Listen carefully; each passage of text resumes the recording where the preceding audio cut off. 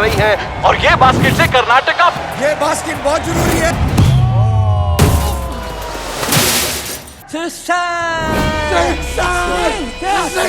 Hai everyone, welcome to Ombrewok Story. Semoga kalian sehat selalu dan diberikan rezeki yang berkah ya.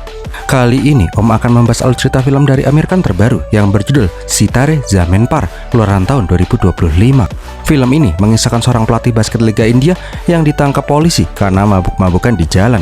Gara-gara hal itulah Amir Khan harus bekerja sosial di sebuah yayasan anak-anak disabilitas keterbelakangan mental. Dia itu harus bekerja sukarela melatih anak-anak spesial sampai bisa bermain basket dan memenangkan kejuaraan nasional untuk menjadi tim basket terhebat di India. Mau tahu keseruan film ini nggak? Langsung. Tapi sebelumnya, Om mau kasih disclaimer dulu nih ya. Mungkin ada kata-kata Om yang dirasa kurang sopan ketika menyebut anak-anak spesial ini. Ini semua semata-mata cuman untuk konten hiburan. Oke, kalau gitu langsung aja deh bumper Ombrewok Story.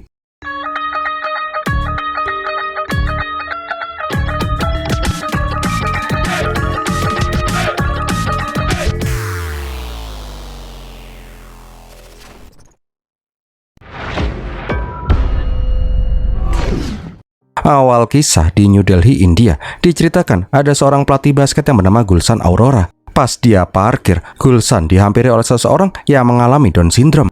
Sunil Gupta bilang kalau Gulshan itu nggak boleh parkir di sana karena itu parkiran khusus untuk staf kepelatihan tim basket Delhi. Walaupun bingung, Gulshan bilang kalau dia itu adalah pelatih tim basket Delhi. Anehnya, Sunil itu terus saja mengikuti si Gulshan sampai ke dalam stadion. Sunil ingin memastikan kalau orang di depannya itu beneran pelatih basket. Karena dari posturnya si Gulshan itu sangat pendek untuk ukuran pemain basket. Sunil juga bertanya apakah Gulshan itu bisa menembak bola masuk ke dalam ring dan pertanyaan-pertanyaan receh yang lain. Ngerasa terganggu oleh ini anak, Gulshan mengusir si Sunil yang dari tadi tanya mulu. Setelah Sunil pergi, Gulshan malah kena omel sama pelatih kepala Paswanji. Udahlah, singkatin aja deh, pertandingan pun dimulai. Sayangnya, tim Delhi yang dilatih Paswanji dan Gulshan menderita kekalahan. Melihat timnya dihajar, Gulshan meminta Paswan mengganti strategi. Namun sayang, Paswan yang pelatih kepala tetap kekeh dengan strateginya. Jengkel semua sarannya terus-terusan aja ditolak. Gulshan itu malah jadi emosi dan malah ribut dengan si Paswan, yang menyebabkan pemukulan Paswan di depan umum. Jelas saja, Paswan pun langsung mengusir si Gulshan dari stadion. Malam harinya, Gulshan pun mabok-mabokan di sebuah bar. Berita tentang perkelahian dua pelatih tim basket Delhi pun menjadi viral. Dikala itu kita diperlihatkan Gulshan mendapat telepon dari istrinya yang bernama Suneta. Namun saat ini Gulshan tidak ingin berbicara dengan siapapun. Setelah mabuk-mabukan, Gulshan pun pulang ke rumah. Ngeheknya, pas mabuk berat, dia malah nyupir ngelawan arah. Nyenggol mobil polisi dong. Bukannya menepi, ini pelatih koplak malah dada-dada sama polisi. Nah kan nyerodok. Bangkeknya, Gulshan yang mabuk parah malah menyalahkan polisi yang parkir sembarangan di jalan. Ya udah deh, ini orang pun langsung dites pakai narkoboy atau enggak. Di malam itu juga, Gulshan pun harus nginep di penjara bareng sama penjahat yang hobi ngupil. Sebelum lanjut, Om mau terima kasih dulu nih untuk kakak-kakak yang udah nraktir Om pakai super thanks. Untuk Kak Bakul Tengu, Kak Broken Angel, Kak Sri Hartati, dan Kak Hani aja. Semoga rezeki kakak-kakak ini selalu aja dilimpahkan ya. Terus kalau ada yang mau ikutan support Om, bisa dengan super thanks juga dong. Terima kasih sekali. Keesokan paginya, Gulshan pun ditebus oleh temannya. Tapi si Gulshan harus tetap mendatangi sidang besok untuk menentukan hukuman apa yang akan Gulshan terima. Setelah dari kantor polisi, Gulshan pun langsung mendatangi Delhi Sport Association. Gulshan dan si Paswan disidang karena perkelahian kemarin. Intinya sih, Gulshan pun dikenai sanksi pembekuan status sebagai pelatih liga bola basket.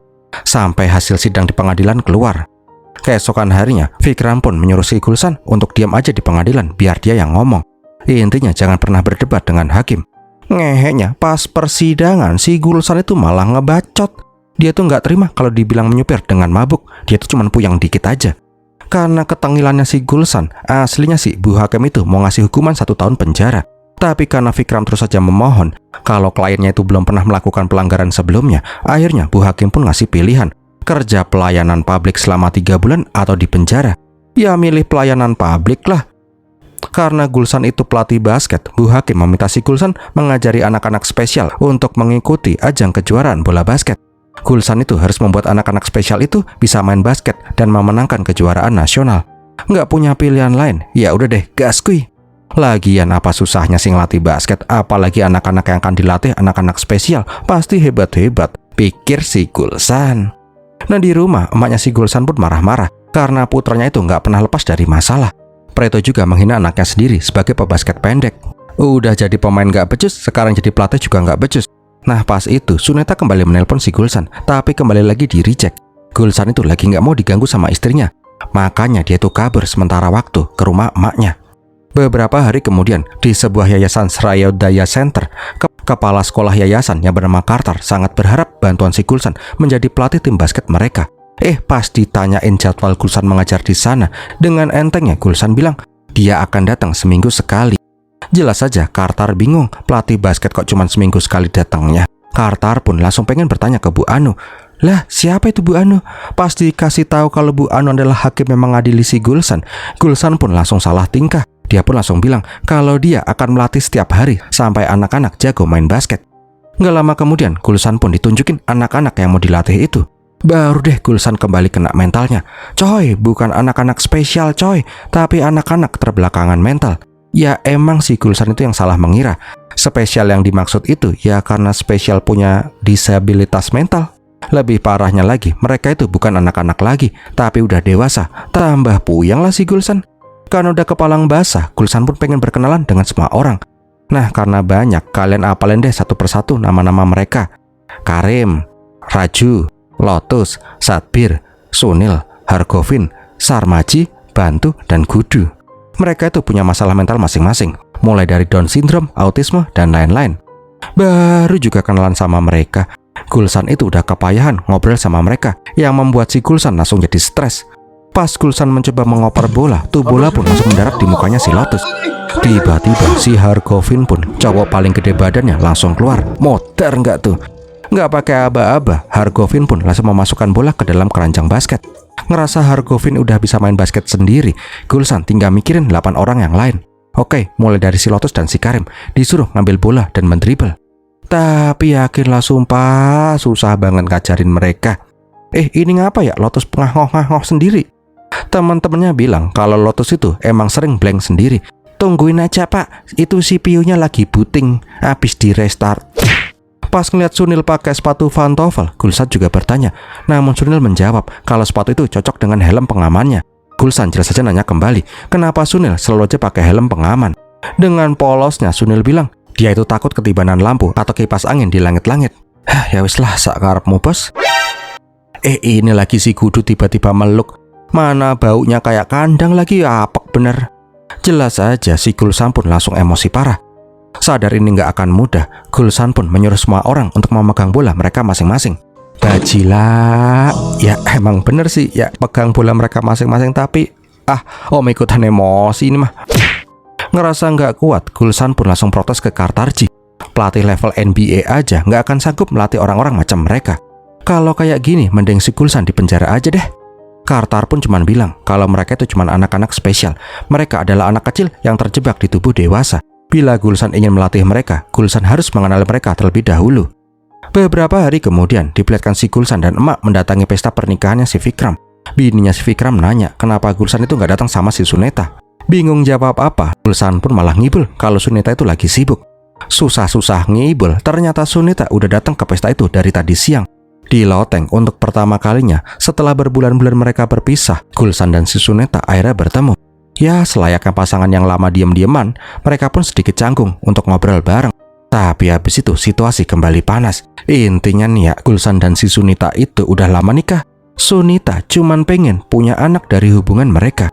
Namun si Gulsan nggak mau, dia itu nggak pengen punya anak. Gulsan sangat trauma dengan bapaknya yang dulu menelantarkan dia. Karena traumanya itu, Gulsan gak pengen punya anak. Dia takut akan menjadi sosok seperti ayahnya dulu. Keesokan harinya, Gulsan pun kembali datang untuk melatih basket. Walaupun masih konyol kayak biasanya, Gulsan mencoba lebih bersabar. Untuk pertama-tama, Gulsan mengajak pemanasan lari-lari kecil. Barisannya hilang dong. Walah koclok. Mana yang ngintil cuma si Sarmaji yang ngomongnya kayak alien dan si Bantu yang congean. Namun di sana Gulsan pun menyadari kalau Bantu yang selalu nguyak-nguyak kuping itu merupakan keponakan Ibu Hakim Anu. Siang harinya Gulsan menemui Hakim Anu. Gulsan bilang kalau dia tuh udah tahu kenapa dia ditugaskan untuk melatih anak-anak spesial itu. Karena salah satu dari mereka adalah keponakan Hakim Anu. Hakim Anu itu udah menyalahkan wewenang dan Gulsan akan melaporkannya itu. Ngerasa diancem sama si Gulsan, Hakim Anu ngaku salah. Ya udah kalau gitu, Gulsan akan diganti aja hukumannya. Gulsan disuruh ngelatih tim basket di penjara paling berbahaya di India, yang isinya teroris, mafia, pembunuh berantai, pokoknya penjahat kelas kakap. Ya si Gulsan pun langsung cengok lah, enggak kok, cuman bercanda. Enakan ngelatih anak-anak spesial aja, ponakanmu juga baik kok. Beberapa hari kemudian, di pagi-pagi buta, Gulsan ditelepon sama si Kartaji. Kartar itu ngasih kabar gembira kalau sekolah mereka berhasil mendaftar di kejuaraan para games basket khusus untuk difabel mental. Jadwal pertandingan pertama mereka akan dilakukan di kandang mereka. Jadi si Gulsan itu harus segera menentukan personil tim yang akan bertanding. Ya udah deh, Gulsan pun langsung ngegas buat ngelatih anak-anak. Lah gimana mau tanding ini? Dribble bola aja mereka belum bisa. Pas disuruh ngelempar bola juga amburadul. Bahkan si Karim ngelempar bola sambil kayang. Parah dah. Nah dikala itu Gulsan menyadari satu-satu harapannya cuman ada di Hargovin yang sangat lihai main basket.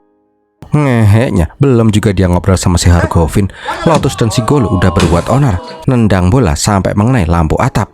Gol! Hore, hore, hore, hore, hore. Untung aja anak pakai helm. Nah karena ini orang-orang pada kacau balau, semua orang pun disuruh pulang aja. Nah dikala itu Gulsan langsung meminta bantuannya si Hargovin. Bagi Gulsan, Hargovin merupakan orang yang paling normal. Tapi walaupun Hargovin paling jago main basketnya, olahraga basket merupakan olahraga tim. Jadi Hargovin harus bisa bekerja sama dengan yang lain. Mendengar permintaan pelatihnya, Hargovin pun sama sekali tidak menjawab. Dan dia pun malah langsung lengos pergi begitu aja. Wes, pokoknya Gulsan bingung parah dah gimana dia bisa ngelatih orang-orang spesial ini. Pas lagi mumet-mumetnya, Sunil menghampiri si Gulsan. Dia ngasih tunjuk kalau sekarang dia udah pakai sepatu olahraga yang matching sama helmnya. Tapi si Gulsan masih aja protes karena Sunil itu kebalik pakai sepatunya. Dengan emosi, Sunil disuruh membenarkan sepatunya. Nah disitulah Gulsan melihat perjuangan Sunil yang sangat kesusahan hanya untuk memasang sepatunya. Sunil pun bertanya apakah mereka semua membuat si Gulsan kesulitan. Apakah mereka itu terlalu bodoh untuk diajari bermain basket? Tentu saja Gulsan tidak tahu harus menjawab apa. Malam harinya, Gulsan membuat strategi permainan yang mengandalkan Hargovin sebagai inti permainan. Namun keesokan harinya ada kabar yang sangat buruk. Mulai hari itu, Hargovin meninggalkan tim. Dia tidak akan mengikuti latihan basket lagi. Lah kok iso? Gulsan jelas saja senewan parah. Semua anggota timnya itu bapuk parah. Cuman Hargovin lah yang bisa diandalkan. Hargovinnya malah keluar dari tim. No, lihat si Karim, jalan aja udah keliangan sendiri. Mana mungkin tim kita bisa menang kalau timnya kayak gini semua. Pas ngeliat si Karim pergi naik motor, Gulsan panik parah. Kenapa bisa seorang seperti si Karim diperbolehkan naik motor sendiri? Dengan tenang, Kartar bilang, walaupun terlihat bodoh, seenggaknya Karim itu belum pernah ditangkap karena nabrak mobil polisi sambil mabok. Mak jelep. Kartar juga bilang, walaupun mereka terlihat bodoh dan idiot, mereka memiliki kelebihan yang tidak dimiliki oleh orang lain. Kartar menceritakan satu persatu latar belakang anggota tim basket. Pertama, Karim. Dari kecil, Karim sudah menjadi tulang punggung keluarga. Walaupun kekurangan di mentalnya, Karim berani merantau dari kampung halamannya untuk bekerja. Karim itu selalu bangun paling pagi daripada pekerja yang lain. Sehari-hari, Karim bekerja sebagai buruh cuci piring di Hotel Aspira. Walaupun sering dihina dan dipermalukan oleh orang lain, tapi Karim selalu saja giat bekerja. Raju, keluarganya punya kebun tanaman hias. Karena keramahannya si Raju, banyak anak sekolah yang datang untuk mempelajari berbagai macam jenis tanaman di sana. Satbir, walaupun terlihat bodoh, Satbir sangat ahli di bidang mekanik. Saking ahlinya, dia bisa mengenali kerusakan mesin hanya dengan mendengarkan suara mesin itu. Bahkan Sabir sering menjadi mentor untuk mahasiswa jurusan otomotif. Sarmaji, orang-orang menganggapnya sebagai alien karena tidak ada yang bisa mengerti apa yang dia ucapkan. Dari kecil, dia sudah tidak punya ibu. Dia itu tinggal bersama ayahnya dan pamannya. Keluarganya mengelola sebuah kafe. Bila ada pelanggan yang bisa mengerti apa yang diucapkan oleh si Sarmaji, pelanggan akan mendapatkan diskon 10%. Lotus, walaupun sering ngah-ngoh ngelek, Lotus bekerja di pabrik pewarna rambut. Dia menjadi orang yang paling ahli menemukan formula warna-warna baru. Itulah kenapa setiap minggu rambutnya selalu aja berubah warna. Gudu, yang baunya kayak kandang. Gudu itu punya kelebihan, yaitu bisa mengerti binatang. Keluarganya punya rumah penangkaran binatang. Kartar bilang pas masih kecil, Gudu itu pernah hampir mati pas mandi. Itulah kenapa dia nggak pernah mandi dari kecil. Oh, pantas kenapa baunya kayak kandang ya. Nah, pas mau menceritakan soal Sunil, Sunil malah datang. Dia bertanya, Pak Kartar, aku demam nggak sih? Enggak kok Nang, kamu sehat. Pas ngeliat pesawat, Sunil langsung nyeletuk. Dia itu bisa menjelaskan jenis pesawat, rute pesawat, estimasi pesawat itu akan mendarat. Walaupun terlihat bodoh, tapi Sunil memiliki kelebihan untuk mengukur estimasi suatu benda. Ya gitulah, Om juga nggak paham-paham amat sih. Intinya, setiap orang punya kekurangan dan kelebihan masing-masing. Kalau bantu kelebihannya apa? Selain kupingnya yang selalu aja gatel. Kalau tuh anak, kelebihannya dia tuh keponakan Ibu Hakim Anu. Udah itu aja sih. Guslan pun bertanya soal si Hargovin. Dari fisik dan penampakan, Hargovin itu terlihat normal. Kenapa dia bisa masuk ke panti itu? Carter bilang, walaupun terlihat normal, Hargovin itu menderita gangguan mental yang dinamakan invisible autisme. Walaupun dia terlihat normal seperti orang lain, tapi Hargovin sangat kesulitan berkomunikasi dan membaur dengan orang normal. Adalah intinya, kalau Guslan ingin membuat tim yang baik, Guslan harus mengenal semua anggota timnya. Temukan bakat mereka masing-masing, pasti mereka akan menang di kejuaraan. Keesokannya, Guslan pun kembali melatih orang-orang unik ini. Ini Lotus nge-lag lagi apa ya? Enggak pak, cuman lagi ngeliat sarang burung. Oh, random banget ini mereka. Pokoknya hari-hari latihan pun diwarnai dengan kelakuan-kelakuan ajaib orang-orang unik ini. Dari awalnya nggak ada harapan sama sekali, sedikit demi sedikit mereka mulai menemukan ritme bermain bola basket. Pokoknya sih ya, tiada hari tanpa hal-hal random.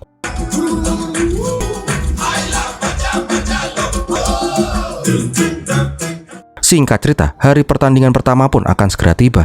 Tanpa sadar, dia melakukan sebuah kesalahan besar. Dia tuh nanya, warna seragam untuk tim mereka itu mendingan warna apa? Cuman gara-gara nanya hal itu, semua orang langsung pada ribut. Ada yang pengen warna merah, warna kuning, polka dot pink, bahkan ada yang pengen abu-abu monyet. Jengkel ngeliat perdebatan di luar nalar itu, Guslan pun memutuskan besok mereka akan tanding pakai baju biru. Akhirnya, hari yang ditunggu-tunggu pun tiba.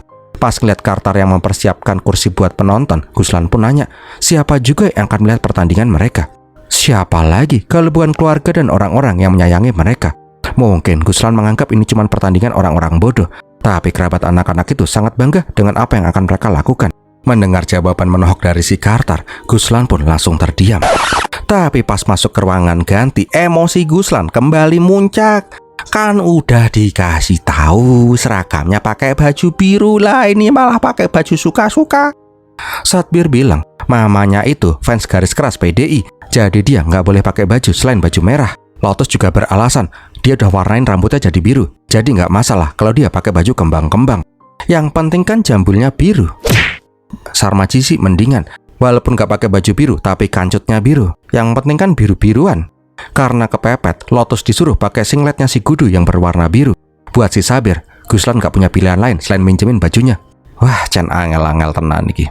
Singkat cerita, game pun dimulai. Di saat teman-temannya bermain basket, Karim itu nggak bisa bergabung karena bosnya tidak mengizinkan si Karim untuk cuti.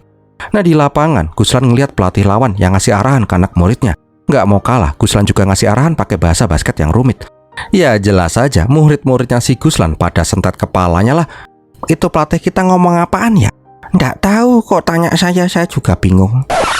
Singkat cerita, walaupun permainannya amburadul, tim Sitare berhasil memenangkan pertandingan pertama mereka.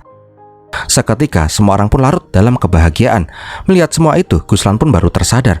Walaupun pertandingan ini sama sekali tidak penting untuk si Guslan, tapi semua orang di sana sangat gembira dengan hasil itu.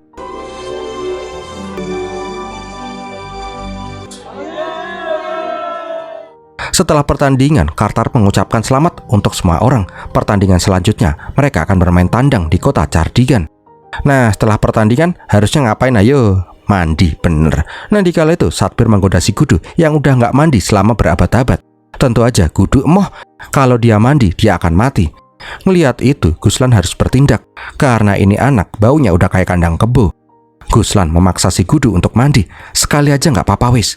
Tapi si Gudu tetap aja keras kepala. Kebetulan film Indianya ada tikus blow-on yang kepleset sabun. Ngeliat tuh tikus ngambang, Gudu yang penyayang binatang meminta si Guslan menyelamatkan tuh tikus. Ya udah deh, Guslan pun punya ide. Hanya Gudulah yang bisa menyelamatkan tuh tikus. Akhirnya bajunya pun dilepasin satu persatu.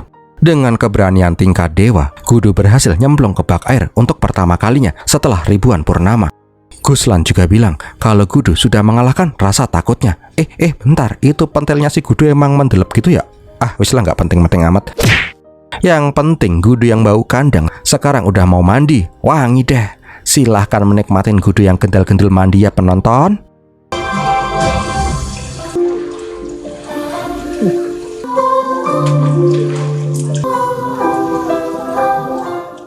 Di lain tempat kita diperlihatkan butik milik si Suneta. Baru juga buka ada Pak Depade yang marah di butik. Bukan karena bajunya yang dia beli itu buluk. Tapi karyawannya si Suneta yang bernama Rostom markirin bisnya di depan butik. Mana tuh jalan sempit bener lagi, kan nggak ngotak nih orang. Rostom beralasan itu bis warisan neneknya yang udah meninggoy. Jadi biar aman, dia bawa berangkat kerja aja. Tapi nggak bis juga diparkir depan kali butik kali, ya itulah. Kembali lagi ke Guslan, diceritakan kalau Carter itu nggak bisa mengantarkan anak-anak pergi ke Chardigar karena ada keperluan mendadak. Jadi si Guslan itu harus mengawal anak-anak naik bis umum sampai ke pertandingan kedua. Sama satu lagi, untuk menggantikan si Hargovin, Guslan akan dikasih amunisi peluru baru, ia bernama Golu. Gak lama kemudian, Guslan sampai di halte bis, tempat anak-anak pada kumpul. Belum juga berangkat, semua orang udah pada ribut masing-masing. Main pelorotin aja tuh katok. Random bener emang ini si kudu mah. Nah karena semua udah lengkap, Guslan nanya mana orang yang bernama Gulu kok belum sampai-sampai. Sunil bilang kalau tahun lalu Gulu juga ikut bertanding bersama mereka. Julukannya si tawon berpisah karena suka nyengat. Dan jeng-jeng Gulu pun sampai. Oh cewek ternyata coy. Lah si ini main basket kok bawa papan surfing. Wis lah sak senangmu aja deh. Singkat cerita, mereka pun sampai di Chardigan. Pas lagi pemanasan, semua anak-anak SLB itu menyerukan nama Pedro P. Dan jeng-jeng Pedro lihai banget main bola basketnya coy, modar nggak tuh? Bener aja, pas pertandingan dimulai, tim Sitare langsung dibantai habis. Semua poin dicetak oleh si Pedro. Gulu kemana ya? Oh iya, salah, aku salah Nanya kok ke Sarmaji kayak bahasanya bahasa alien. Pas halftime, Gulu kembali muncul. Dia itu habis sebat Magnum ketengan di belakang. Karena ngeliat timnya yang parah abis, Gulu meminta dia dimasukin. Dia bilang kalau dia bisa mengatasi si Pedro itu. Ya udah, Gulu pun langsung dicemplungin ke lapangan. Bajila. Bener sih emang ngatasin si Pedro, tapi nggak natasin telurnya Pedro juga kali. Pantesan julukannya si Gulu itu tawon berpisah. Karena sekarang Pedro juga kena cacat kelamin, akhirnya tim Sitare berhasil mengejar ketinggalan dan memenangkan pertandingan kedua. Ketika pulang ke rumah, tim Sitare kembali naik bis umum. Tentu aja mereka itu bernyanyi-nyanyi dengan riang gembira, yang membuat semua penumpang lain merasa amat terganggu. Nah di kala itu, Gulu menggoda si Guslan yang sedang bingung ngechat si Sunita. Guslan itu lagi bingung gimana cara berdamai dengan si Sunita. Udahlah, kalian juga nggak bakalan paham kok. Intinya sih kalau orang dewasa lagi bertengkar, mereka itu akan sangat sulit berbaikan. Golu pun langsung bilang kalau salah mah tinggal minta maaf. Sebagai contoh, Golu langsung muter-muterin kupingnya si Lotus. Habis itu Lotus pun dicipok sambil minta maaf.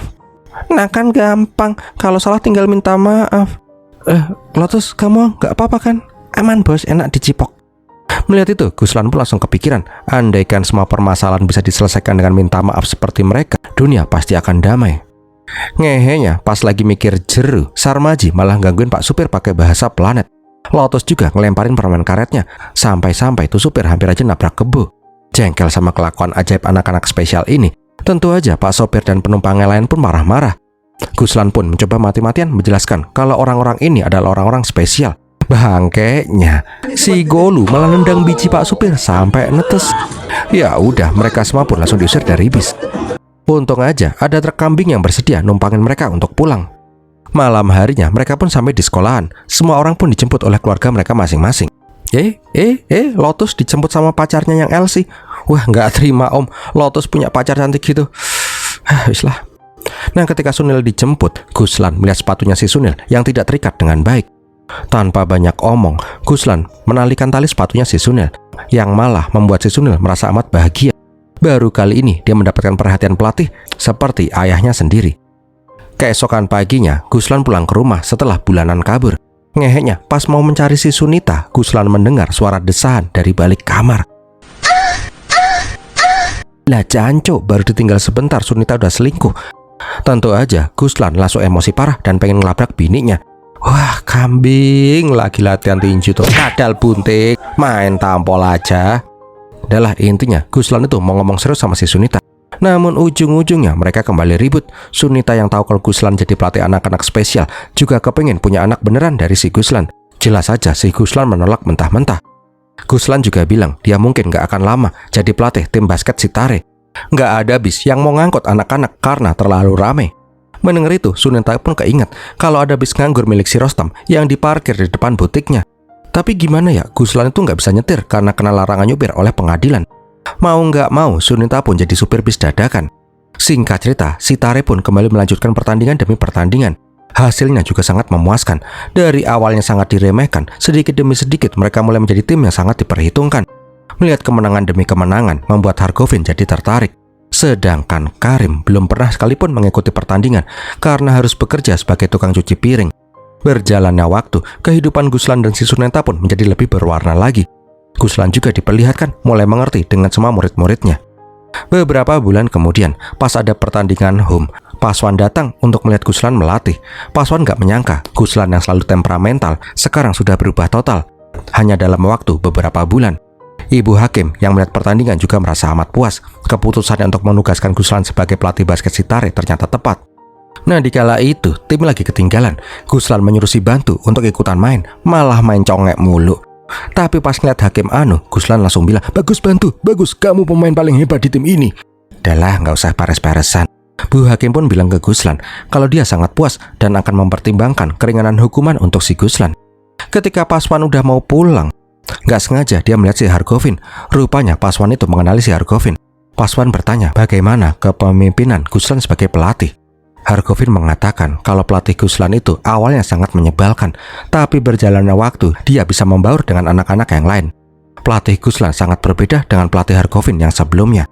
Nah, pas merayakan kemenangan, nggak sengaja Guslan melihat si Hargovin yang hendak pergi. Nggak mau kehilangan aset besarnya, Guslan langsung mengejar si Hargovin. Guslan berharap Hargovin bisa bergabung di pertandingan final. Secara singkat, Hargovin menjawab, "Pelatih, kamu memiliki hati yang besar." Itu ditanya apa, dijawabnya apa?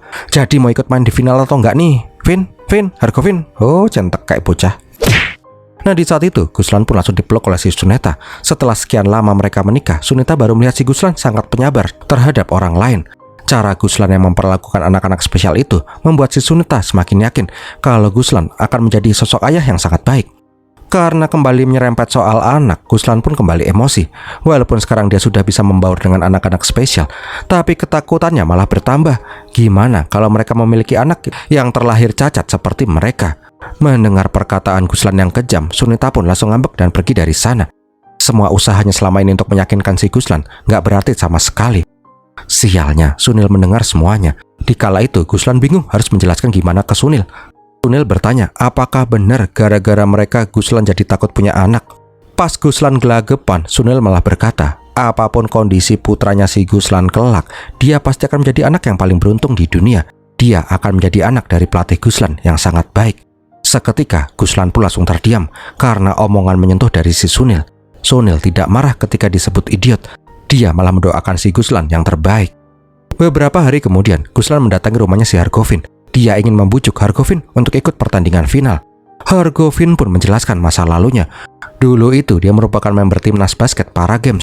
Pelatihnya sangat ingin India menang, sampai-sampai memalsukan 2 orang pemain normal sebagai pemain yang menderita kecacatan mental. Karena hal itulah India yang mendapatkan medali emas harus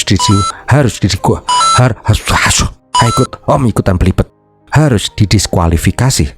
Semenjak saat itu, Hargovin pun tidak mau percaya kepada pelatih lain. Tapi aslinya, yang membuat si Hargovin tidak ingin bermain basket lagi, yaitu karena ibunya dulu sangat sedih. Hargovin tidak ingin melihat ibunya menangis lagi.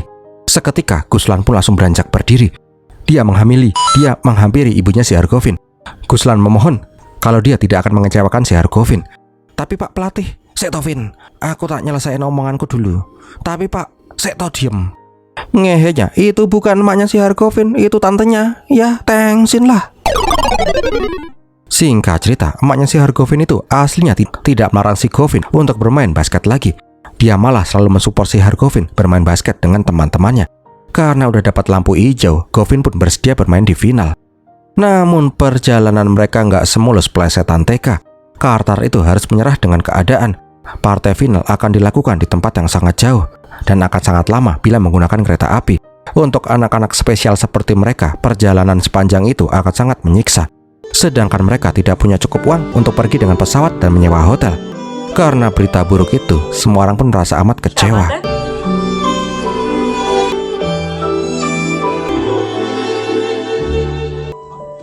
Wanna be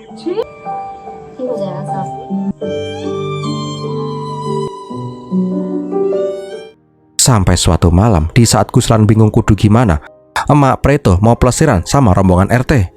Anehnya, Guslan yang biasanya cuek sama emaknya tiba-tiba memeluk emaknya. Dia juga berterima kasih karena sudah merawatnya selama ini. Seketika, Preto pun langsung merinding. Ini anak kesambet cita apaan ya?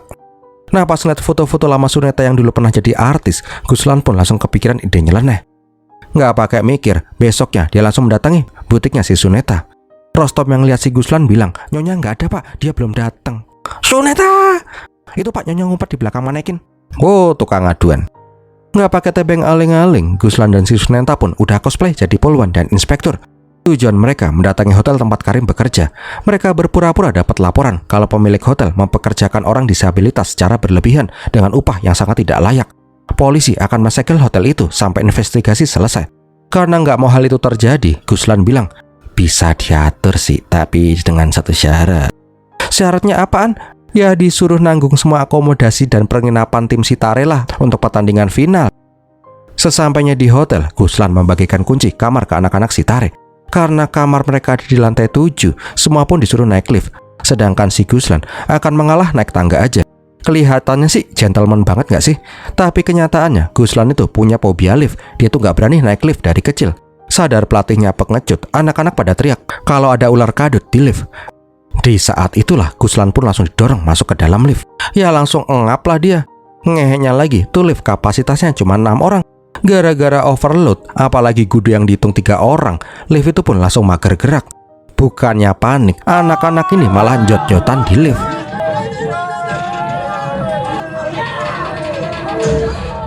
Nggak lama kemudian, lift pun berhasil dibuka. Itu jantungnya si Guslan udah mau keluar kali ya. Gudu bilang, "Kamu nggak mati kan di dalam lift? Sama kayak aku yang nggak mati pas mandi."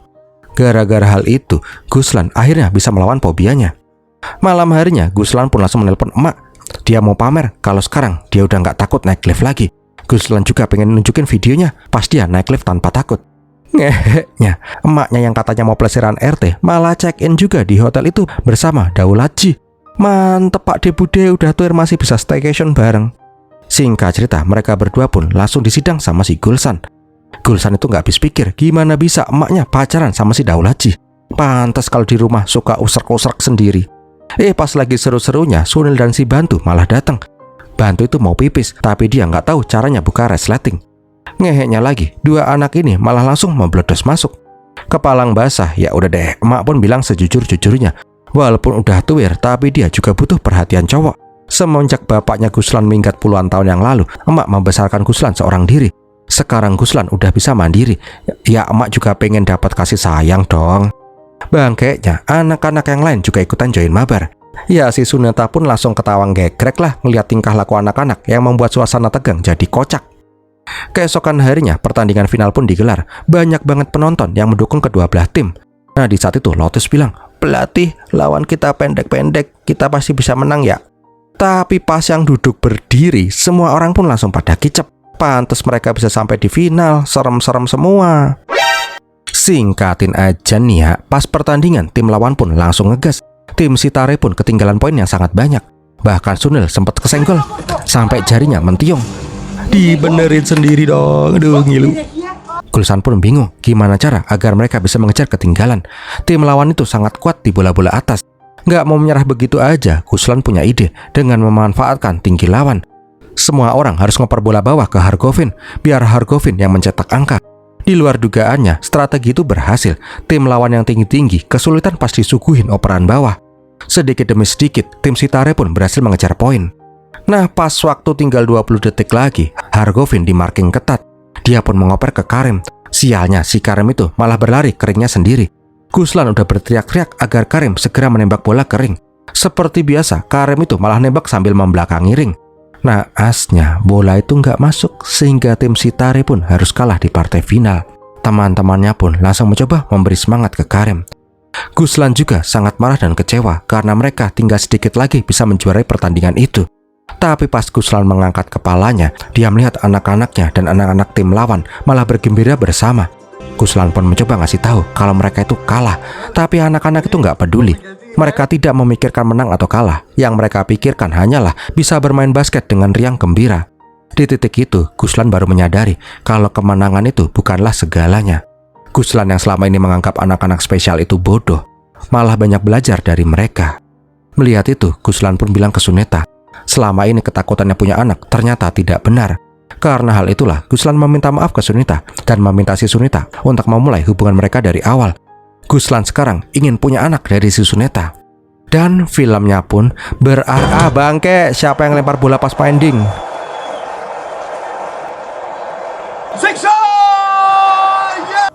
Jangan koclok kabeh. Dan filmnya pun berakhir. Bentar, ada yang nyempil dikit ternyata.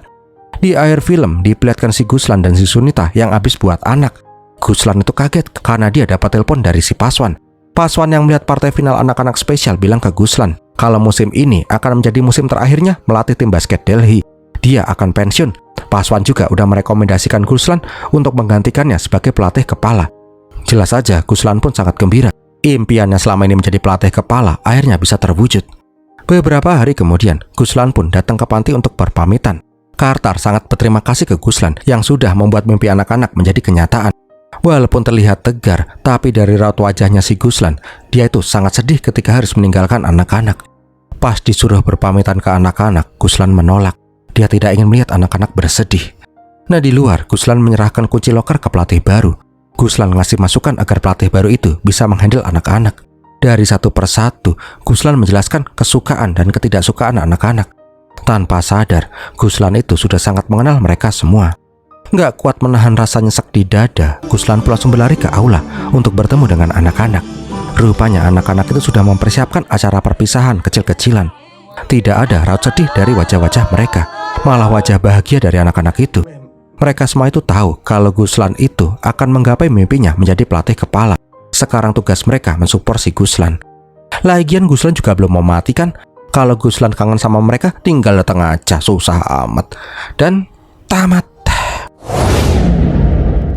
Wah, gimana film ini sob? Semoga menghibur ya. Kalau kalian suka, silahkan like, komen, dan share. Jangan lupa subscribe. Kalau ada yang mau support Om, bisa dengan super thanks juga ya. Om bakal terima kasih banget. Terima kasih juga udah nonton sampai di detik ini. Om Breoks pamit dulu dan video melatihin.